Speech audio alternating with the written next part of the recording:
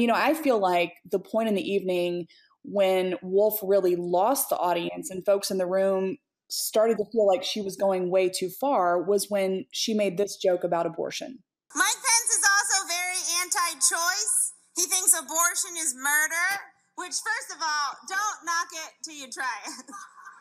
And when you do try it, really knock it. You got to get that baby out of there. So sitting in the room, to me, it seemed like the audience really felt like that this was just not appropriate. The room really kind of lost its oxygen at this point. There were groans. There were audible groans throughout the audience. And that's when she threw in the kind of aside, don't knock it till you try it. And it's just awful. But there were audible groans because that was the step too far. And I agree, that was the turning point where it really went downhill.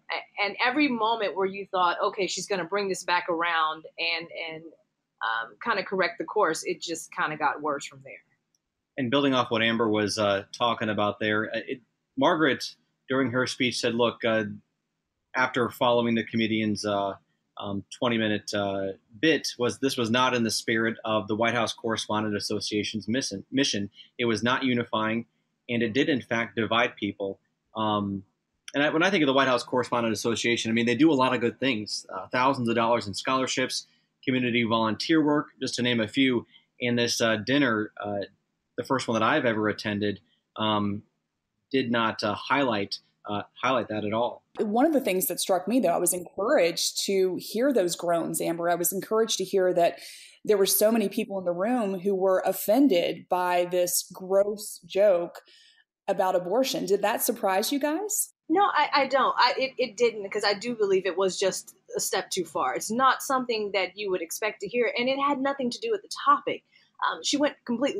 She turned a corner.